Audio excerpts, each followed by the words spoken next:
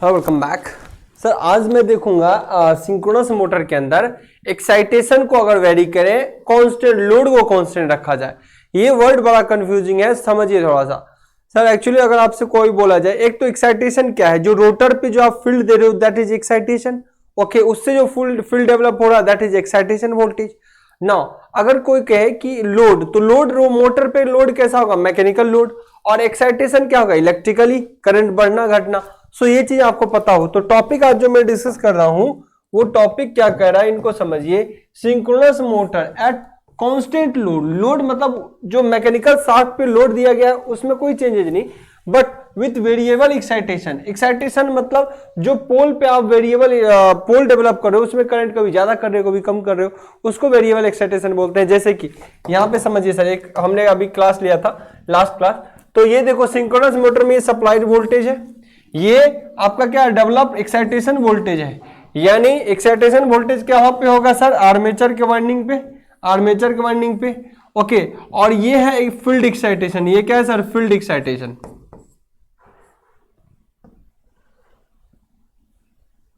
चलो यहां पे लिख देता हूं, field excitation. Okay, field excitation है ये।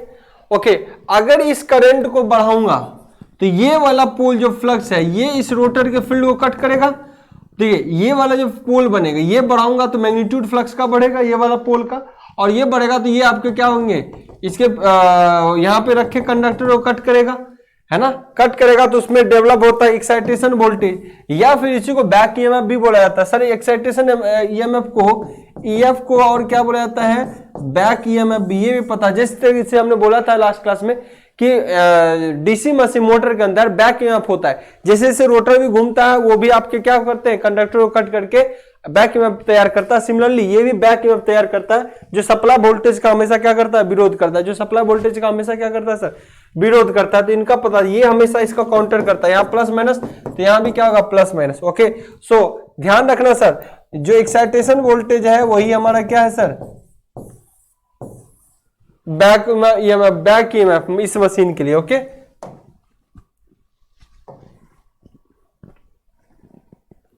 आइए सर, आइए सर, आइए नेक्स्ट।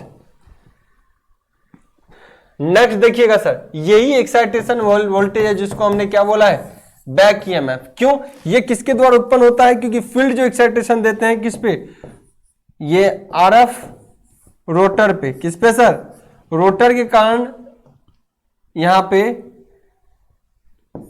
आईएफ, और यही प्रोड्यूस क्या करता है सर, फील्ड। ये क्या प्रोड्यूस करता है, फील्ड। और ये किसको कट करता है, इसको कट करता है, तो उसमें डेवलप होता है एक्साइटेशन फील्ड, एक्साइटेशन वोल्टेज या back EMF. Okay, back EMF clear. So अभी मैं यहां बात करूं और चीजों की, यहां और चीजों की बात करूं ना। एक चीज और है सर, डेल्टा। डेल्टा एंगल जो है वीटी और वीईएफ के बीच में होता है। डेल्टा को लोड एंगल भी बोलते हैं। अगर कोई रोटर अपने शाफ्ट से पिछड़ जाए उस एंगल को भी डेल्टा बोलते हैं। ध्यान समझिए, ये आपका आर वाई बी 3 फेज है। मान लो आपने शुरू में रोटर ऐसे रखा था, आपने शुरुआत में रोटर में ऐसे रखा था सर, लेकिन लोड अगर कभी बढ़ा देते हो ना, लोड बढ़ाते हो सडनली, तो कई बार आपके जो रोटर के ये वाइंडिंग है, सॉरी ये जो रोटर है, ये अपने एंगल से लैग करने लगता है। क्या करता है सर, अपने एंगल, ये देखिए टॉर्क एंगल या एंगल लैग करता है, इसको भी हम बोलते हैं लोड एंगल। इसको भी क्या बोलते हैं, लोड एंगल। स्टैटर का पोल यही रहेगा, लेकिन रोटर कई बार लैग करने लगता है। लेकिन क्या इससे एनएस लॉक नहीं करता, नहीं सर, एनएस लॉक रहता है, एस भी थोड़ा पिछड़ेगा और एन यहां रहेगा, लॉक हमेशा करेगा, लेकिन थोड़ा पिछड़ जाता अपने स्टैटर शाफ्ट से, उसको भी लोड एंगल ही कहा जाता है। क्लियर ना। अब आइए सर, अब यहां मैं बात करूं, इंचों की चर्चा फिलहाल नहीं करते। आइए सर, मशीन के अंदर जो होते हैं एक्साइटेशन की अगर बात होती है, मशीन के अंदर सर एक्साइटेशन की अगर बात होती है, आइए मैं बात करता हूं, थोड़ी सी इसकी चर्चा कर ली जाए।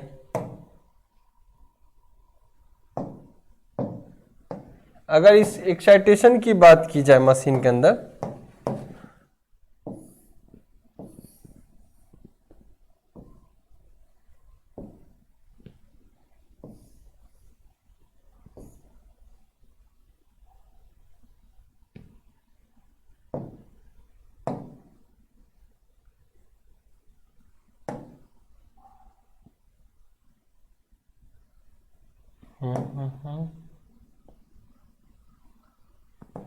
एक्साइटेशन की बात की जाए सर, एक्साइटेशन की बात की जाए इस मशीन में, ध्यान से समझिएगा सर, ध्यान से समझिए, एकदम बारीकी से इनको समझाऊं मैं, बारीकी से इन चीज़ों को समझाऊं मैं।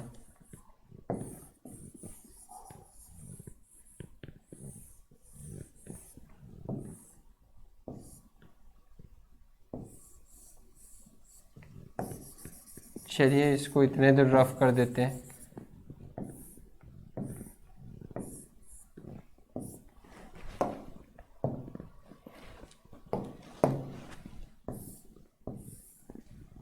आइए सर,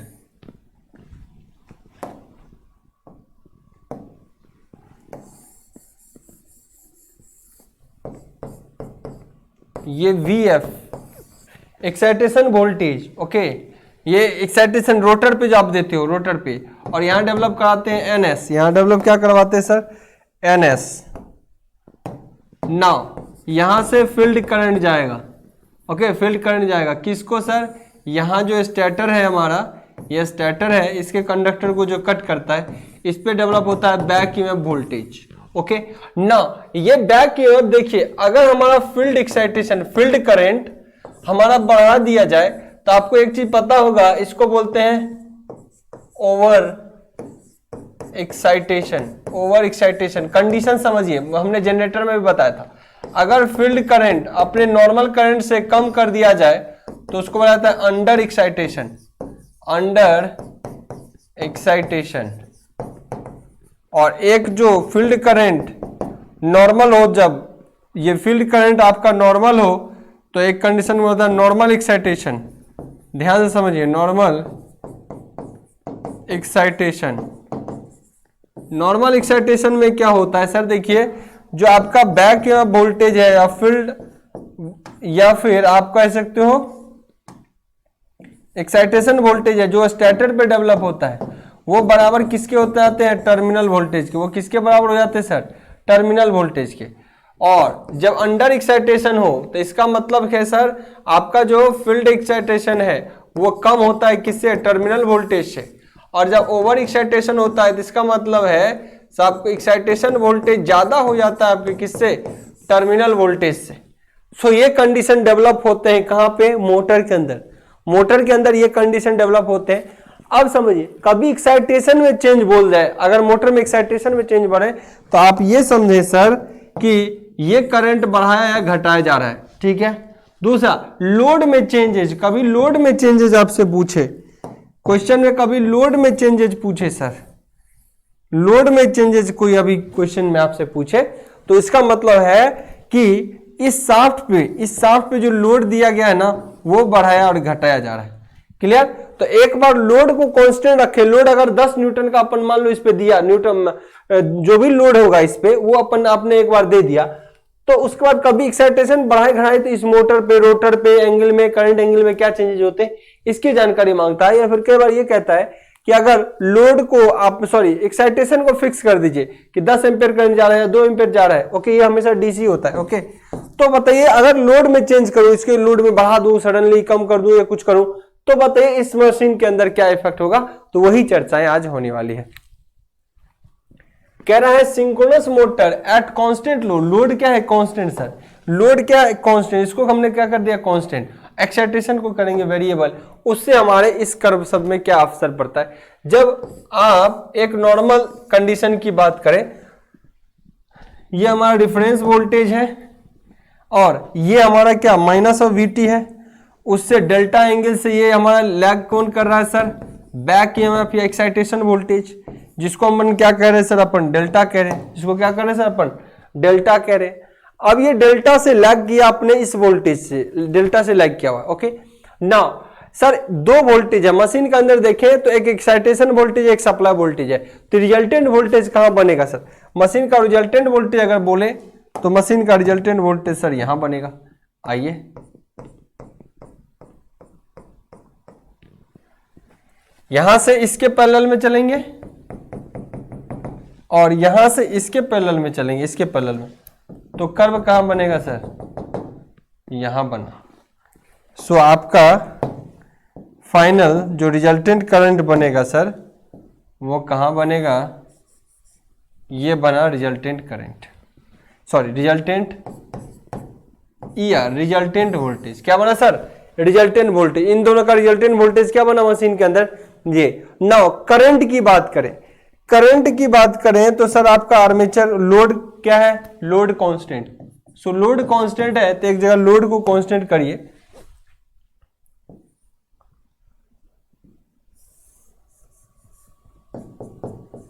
आइए, लोड क्या रहेगा?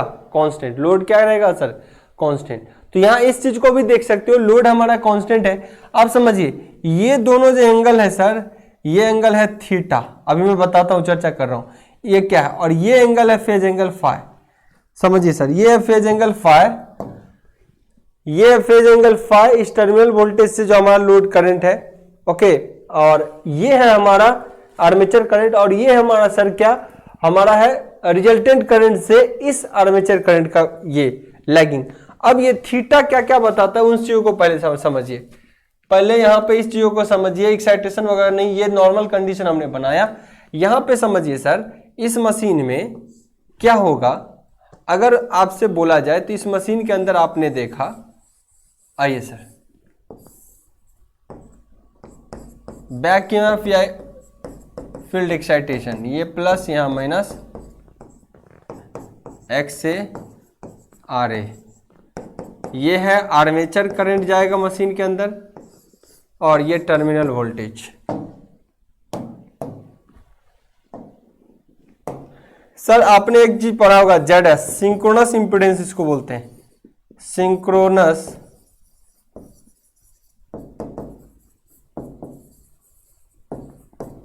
Synchronous impedance, okay, synchronous impedance.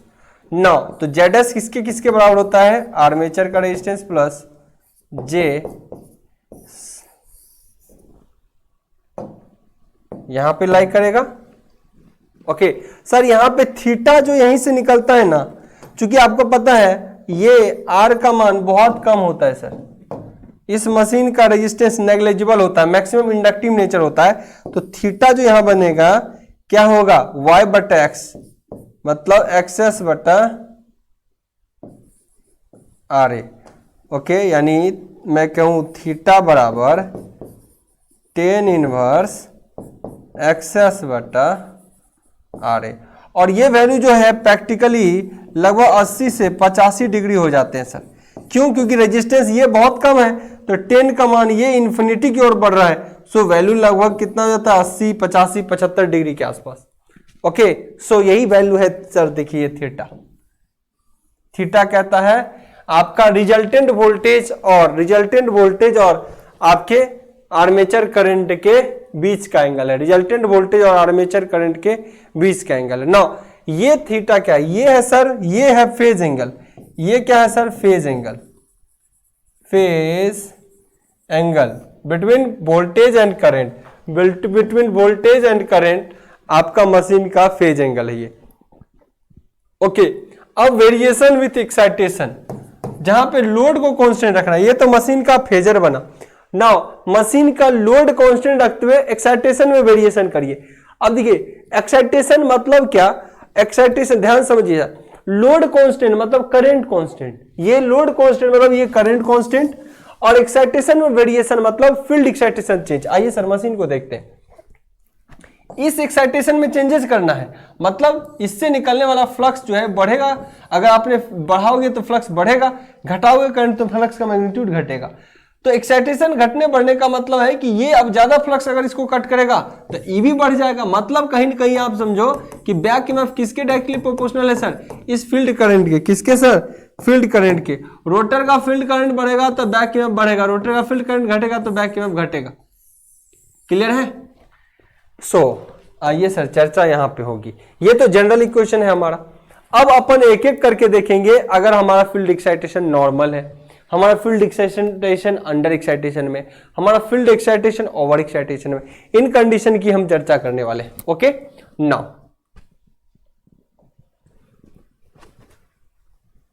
A normal excitation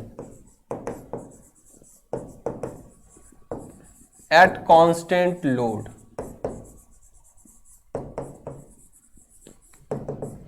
अब समझिए सर, कांस्टेंट लोड अगर कहता है तो मशीन के अंदर कांस्टेंट लोड का मतलब है ये, इसकी दूरी फिक्स करिए। मतलब अगर ये आईए है यहां, अगर आईए है यहां, आइए सर,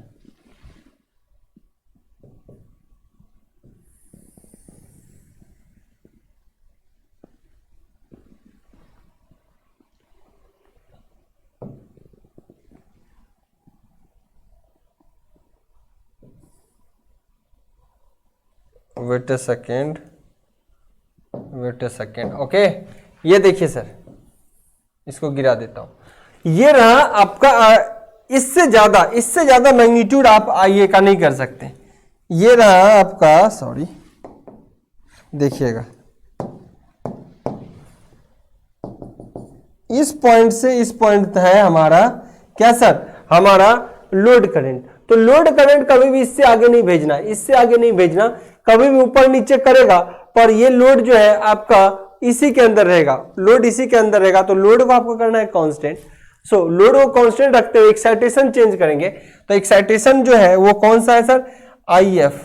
और ये किसके प्रोपोर्शन, आईएफ के प्रोपोर्शन कौन है सर, बैक ईएमएफ या field current, field voltage, okay, excitation voltage. So ये बढ़ाने से ये बढ़ेगा, ये घटाने से ये घटेगा। ना अब क्या हो सकता है, यही छोटा बड़ा हो सकता है, या एक्साइटेशन अंडर करेंगे तो ये बैक ईएमएफ घटेगा, एक्साइटेशन बढ़ाएंगे तो बैक ईएमएफ बढ़ेगा, और नॉर्मल रखेंगे तो यहीं पे रहेगा। सो पहला केस मैं देखता हूं, normal excitation at constant load, that is back EMF जो डेवलप होगा वो टर्मिनल वोल्टेज के बराबर होगा, टर्मिनल वोल्टेज के बराबर होगा। तो सर यही बस कॉपी पेस्ट कर देते हैं ना, मामला यही रहेगा। अभी यही कॉपी पेस्ट कर दें तो पहला इक्वेशन कंडीशन में यही रहेगा।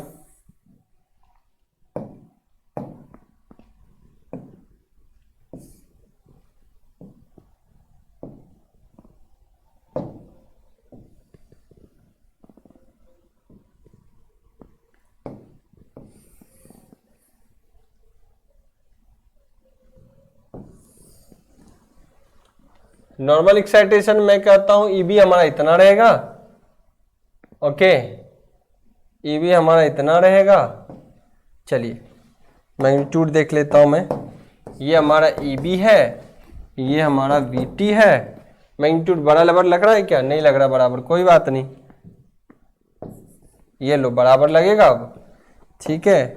अब इन दोनों का रिजल्टेंट क्या होगा सर, इन दोनों का रिजल्टेंट, कलर चेंज करता हूं, इन दोनों का रिजल्टेंट बनेगा, इसको इसके पैरेलल लेके जाऊंगा आगे तक, और इसके पैरेलल इसको लेके जाऊंगा आगे तक। यही पॉइंट बनेगा हमारा जिसका नाम होगा, सॉरी, जिसका नाम रहेगा रिजल्टेंट ईएमएफ, ओके। नाउ अगर मैं बात करूं यहां पे सर, अब इससे आपका करंट क्या करेगा, कांस्टेंट वैल्यू है करंट का, इससे ज्यादा आपको आगे नहीं भेजना है करंट के लिए भी। ये आपका आर्मेचर करंट है, ये आपका थीटा है, ये आपका फेज एंगल है, ये आपका माइनस ऑफ वीटी है, सॉरी, टर्मिनल वोल्टेज, और इसके बीच लोड एंगल। ये कब का कंडीशन है सब, जब आपका नॉर्मल एक्साइटेशन होगा मशीन में। दूसरा, मशीन के अंदर दूसरी केस में बात करूं, बी, अंडर एक्साइटेशन, मतलब एक्साइटेशन में चेंज किया एट कांस्टेंट लोड, लोड में कोई चेंजेस नहीं करना। ऐसे कंडीशन में कैसा बनेगा सर, फेजर हमारा ड्रॉ करेंगे।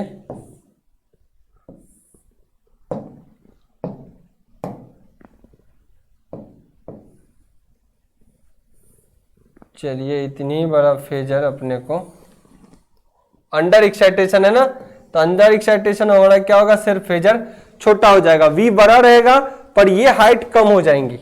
देखिए सर, इसमें ये दोनों बराबर है, टर्मिनल वोल्टेज इसके बराबर है, सॉरी,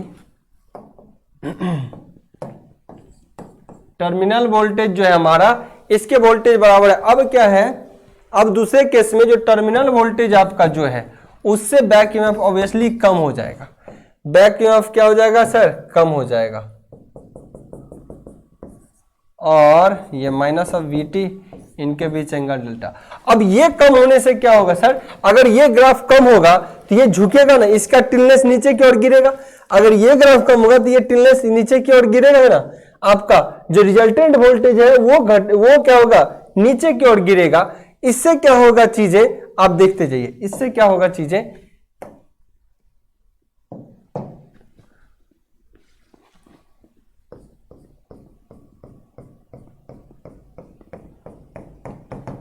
ओके ये इस यहां रहा 9, इसके ग्राफ से यहां पे आए,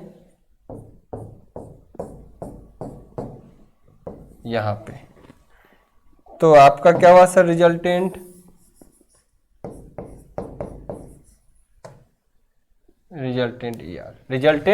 ई आर यहां दिखा। रिजल्टेंट ई आर अगर देखेगा यहां सर, तो ऐसे कंडीशन में मशीन का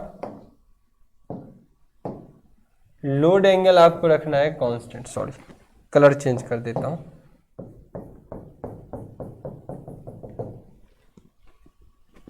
ये क्या कर रहा, झुक रहा है। सो ऐसे कंडीशन में आइए आपका यहां रहेगा। ऐसे कंडीशन में क्या हो जाएगा सर, आपका आइए यहां रहेगा। सो ऐसे कंडीशन में अगर देखा जाए तो ये दोनों के बीच एंगल क्या है सर, थीटा, और इन दोनों के बीच एंगल क्या है sir, phase angle phi. Phase angle क्या हो जाएगा, फाई, क्योंकि ये गिरा तो ये इसके थोड़ा क्लोज हुआ। सो अगर मैं बात करूं सर, ये दोनों क्लोज हुए, फाई कम हुआ, इसका मतलब कॉस फाई क्या हुआ, बढ़ेगा। कॉस फाई क्या करे सर, बढ़ेगा। फेज एंगल ऐसे कंडीशन में, क्योंकि आपका फेज एंगल जो है मैग्नीट्यूड, यहां से देखिएगा सर, पहले ये इतना दूरी पे था, और जब ये चीजें गिरेंगा तो ये नीचे की ओर आएगा, और ये नीचे की ओर आएगा, तो ऐसे कंडीशन में फेज एंगल आपका कम होता चला जाएगा। क्या हो जाएगा सर, फेज एंगल आपका कम हो जाएगा। फेज एंगल कम होगा, पावर फैक्टर इंप्रूव। इससे क्या होगा, पावर फैक्टर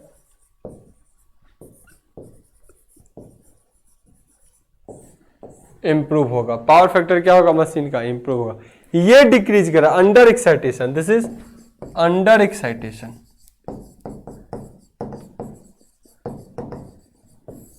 अंडर एक्साइटेशन। एक और थीटा एंगल देख लूं, wait a second. Theta angle को और कैसे अपन कर सकते हैं वैल्यू में, वेट अ सेकेंड।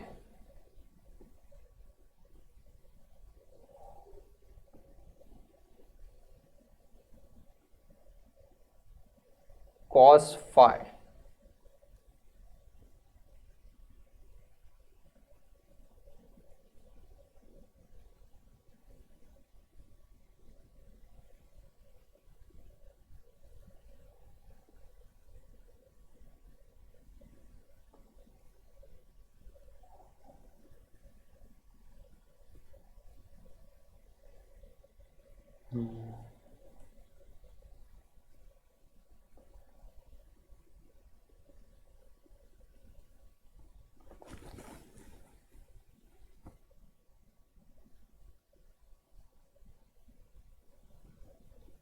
चलिए sir, wait a second, clear है। नाउ यहां पे एक चीज देखिए सर, अंडर एक्साइटेशन हुआ। अगर चीजें अंडर एक्साइटेशन हो रहा है, थोड़ा सा ध्यान से समझिए सर। अगर मैं थीटा की बात करूं, अगर ये अंडर एक्साइटेशन है, ये झुकेगा, ये जैसे झुक रहा है, इसका मतलब इस कंडीशन में सर आपका आइए किस पे डिपेंड कर रहा, थीटा।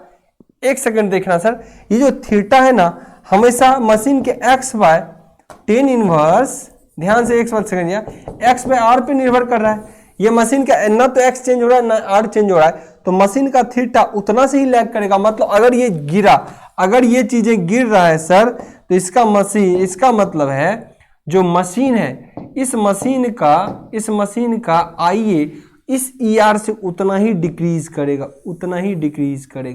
ये अब ये थीटा बना। तो थीटा, और ये है आपका फेज एंगल। तो फेज एंगल बोले इस रिजल्टेंट, ये वोल्टेज और ये करंट आईए है ना, आईए है कांस्टेंट, बट यहां देखा जाए सर, यहां पे देखा जाए तो आपका क्या हुआ, आईए कांस्टेंट मेंटेन हुए, इन दोनों के बीच एंगल बढ़ गया ना। अब मैं बात करूं यहाँ पे फाई का एंगल घटा नहीं है सर, बढ़ गया। देखो क्यों बढ़ा, एक सेकंड के लिए देखिए सर, ये और गिरा तो इससे आइए उतना ही लगभग 80-90 का हमने बताया था, वो और गिरा, इससे फेज एंगल क्या हुआ, गैप बढ़ा ना। फेज एंगल गैप बढ़ा तो cos फाई क्या करेगा सर, डिक्रीज करेगा, पावर फैक्टर डिक्रीजेस। ऐसे कंडीशन में पावर फैक्टर क्या करता है सर, डिक्रीज करता है। पावर फैक्टर क्या करता है सर, डिक्रीज करता है। ओके चलिए next next next, at over excitation,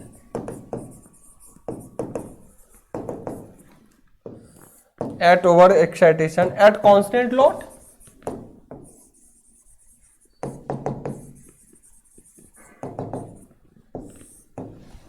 curve बनाते हैं sir same, V of T over excitation में क्या हो जाएगा, इस वोल्टेज से आपका बैक ईएमएफ वाला वोल्टेज बढ़ जाएगा। अब बैक ईएमएफ वाला वोल्टेज बढ़ेगा तो ये वैल्यू बढ़ेगा, तो कर्व देखिए जो EB है ये बढ़ेगा तो ये और इधर आएगा, और इधर आएगा, तब आइए क्या हुआ, ऊपर की ओर जाएगा। क्लियर ना। अब देखिए सर,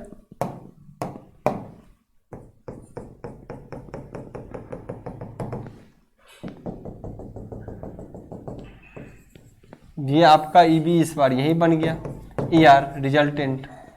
ओके अगर ये इधर बन गया सर, तो ऐसे कंडीशन में आपका करंट तो ऊपर की ओर जा रहा है, आपका करंट तो कहां जा रहा है, आइए मैग्नीट्यूड कांस्टेंट रखते हुए ये तो ऊपर की ओर जा रहा है। ओके सो अगर मैं इसको बोलूं या और सीधा इधर हो जाएगा, तो ये एंगल है थीटा और ये एंगल है फाई। अब ये कैसा है, लीडिंग पावर फैक्टर, ये कैसा कर रहा है सर, लीडिंग पावर फैक्टर। क्यों, आर्मेचर करंट और टर्मिनल वोल्टेज में करंट ऊपर बढ़ गया तो लीडिंग पावर फैक्टर। इससे नाम इसको दूं तो इसको क्या बोल दूंगा सर, लैगिंग पावर फैक्टर। यहां क्या है सर, लैगिंग पावर फैक्टर, क्योंकि इस टर्मिनल वोल्टेज से ये आईए करंट घट रहा है। यहां भी नॉर्मल एक्साइटेशन की बात करें तब भी ये क्या है sir, lagging power factor.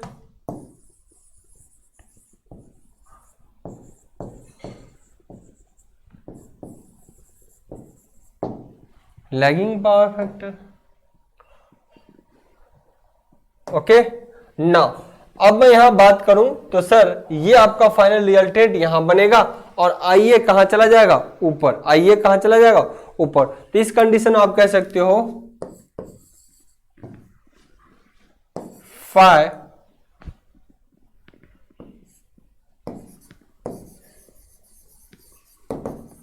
Leading phase. Phi कैसा है सर, लीडिंग फेज में। फाई कैसा है सर, हमारा लीडिंग फेज में। क्लियर। तो इस तरीके से सर एक्साइटेशन अगर ज्यादा होगा, देखिए नॉर्मल एक्साइटेशन से बड़ा है, नॉर्मल एक्साइटेशन से बड़ा, इससे पहले छोटा था। इस तरीके से आपका एक्साइटेशन क्या होता है, घटाने बढ़ाने से लोड को कांस्टेंट रखिएगा तो आपका फेज एंगल थीटा इस तरीके से लगातार वेरी करता है, रिजल्टेंट का मैग्नीट्यूड लगातार वेरी कर रहा होता है।